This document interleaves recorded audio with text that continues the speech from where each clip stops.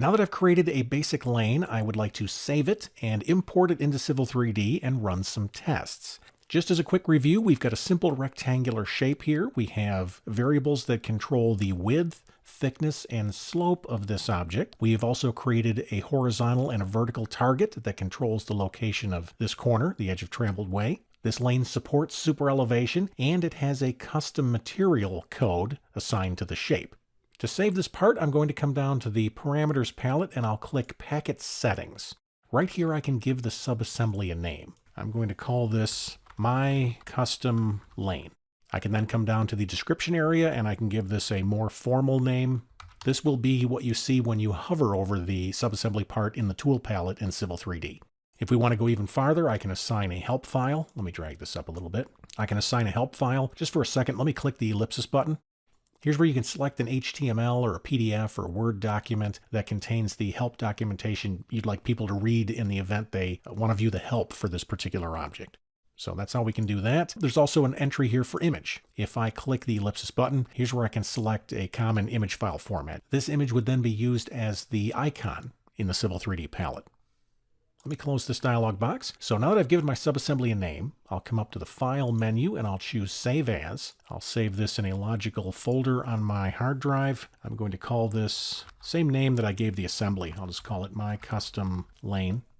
I'll choose Save. Notice that it's going to save it as a PKT file. The packet file is essentially a zip file. Everything necessary to utilize this lane in Civil 3D is being collected together such that it'll work properly in Civil 3D. Let me click Save. Now that I've saved it, I'm going to minimize Subassembly Composer, and I already have Civil 3D running. I am currently in a drawing called Subassembly Composer Test File. This is my playground, if you will, where I can prove my subassemblies before rolling them out into the production environment. In this drawing, I've got a surface. Let me zoom in. I've got an alignment. If I select this alignment has super elevation properties assigned to it, so we can use this to test the super elevation. I press Escape. If I drag this over, I can see that we have a proposed profile and an existing surface profile that's been pulled. I have also created an assembly object already. Let's start by freeing up some real estate. I don't think I'm going to need the tool space, so I'm going to close that. If you look over here, you can see my tool palette is open that contains all of my subassemblies. If yours is not, you can always select the assembly and then come up and click the tool palette button to toggle that on. To add my custom subassembly, I'm going to create a new palette. I'll do that by right-clicking on an existing palette, and I'll choose New Palette. I'll call this palette Custom. I'll press Enter. So now I have a blank slate where I can add custom subassembly parts. I will then right-click on the Custom tab, and I'll choose Import Subassemblies. I will then click the Folder button. We'll go to that folder that contains my packet file. I'll select it and click Open. I would like to import this into the tool palette onto the custom tab, and I'll click OK. Everything from that zip file then was installed in my local version of Civil 3D such that I can now use this subassembly part. If I hover over this, you can see there's the more formal description I gave. I do not have a help file. At this time, we didn't pick one. Likewise, I'm seeing the generic white square for my icon. To add this lane to the drawing, I'll select it. And let me come over, I'll zoom in on my assembly and I'll click to place it. You can see it's going on the right side first. Remember, we set that default. I will then click the insertion point to get it on the other side. We're making a symmetrical road. For right now, we'll close the tool palette just to free up some space. Let me select both of the lanes. For right now, we'll go over to the Properties palette, and if I drag down to the bottom, right here we can see the lane width. Let's change this. I'll make it 10 feet. You can see how that works. That's the parameter that we created in Subassembly Composer. Let me set that back to 12. Here's my lane material. I have access to that. Maybe this is going to be concrete. So it defaults to asphalt, but I can make it whatever I want for pulling materials. Here's my super elevation properties. I'm not going to set those just yet. Right here I can adjust my cross slope. We'll make that 5%. We can see how that works. And I also have my pavement thickness. For right now, we'll make that a half a foot. And then we'll bump it back to a foot. So all of those seem to be working. Those are all the parameters that we created in Subassembly Composer. Let me press Escape. Let's create a quick corridor now. I'm going to come up and click the corridor button. I'll create a corridor called First Street. That's the name of the alignment I'm using. I'm going to use the finished grade profile of that alignment. I'll use my Subassembly Composer test assembly that I made right here. No target surface just yet, and I'll come down and click OK. For my frequency, let me click the ellipsis button, and as we go around the curves, I'd like the frequency controlled by curvature. That'll tighten it up around the bends. Let me click OK, and we'll rebuild.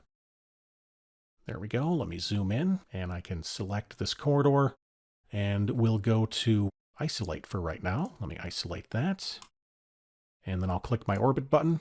We'll orbit this up. I'll zoom in. I'll press escape here. And if I hover over these feature lines, I can see the code, edge of traveled way. If I hover here, I can see the crown. So the feature lines are being created just like I wanted them to. Okay, that looks good. I'm going to go back to a top view. I'll type plan and press enter twice. Next, we'll take a quick look at this in the section editor. Let me come down to the isolate button and we'll end object isolation. I'll select the corridor and then I'll choose section editor. There we go. Now I can see the lane. I can see the plan view and the profile. I can start stepping through this, and I can see, for right now, the lanes are static. Okay, we're in a fill situation here.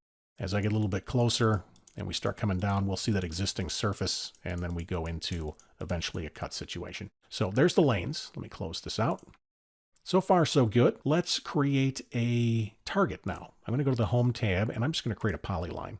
I'll draw my polyline from here to here. Let me tap F8 to turn off my ortho, and we'll create an arc. There we go. We'll use this as a horizontal target. I'm going to turn it into a feature line. I'll say create feature line from object, and I'll select this one. And I will give this a name. We'll call it sample target. I'd like to assign elevations. Let me click OK. So not only is this going to be a horizontal target, but I'd like its elevations based on the existing ground surface.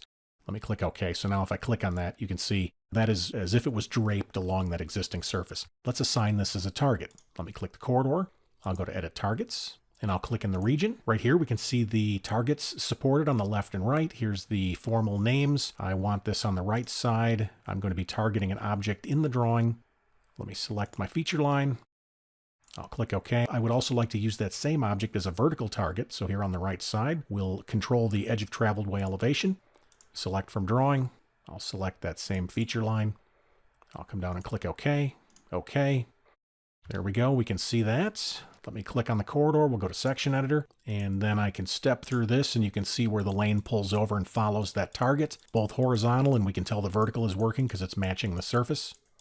So that's good. The lane object is doing exactly what we want with respect to the targeting. Let's close the section editor, and I'm going to select that target, and I'll press delete. We'll take that out. Let's check the super elevation. I'm going to come over to my assembly, and I'll select this lane on the right. And as far as super elevation is concerned, I'm going to say axis of rotation is supported, and I want this to be a right outside lane slope. I'd have a column for the right outside lane in my super elevation that I assigned to my alignment. And then for the left side, we're going to say that the axis of rotation is supported, and we're going to make this a left outside lane slope. Perfect. Let's come back over and we'll select the corridor and we'll come up and rebuild. And then we'll see if the super elevation's working. I'll select the corridor and I'll go to section editor. And then as we step through this, we can see how that's lifting up until we get to full super. And since I've got an S turn here, it doesn't transition back to a normal crown. It just transitions right over to the other full super. And then as it reaches the end of the alignment, it'll transition back down to a normal crown. Now that I'm finished testing, I'll go ahead and close the section editor.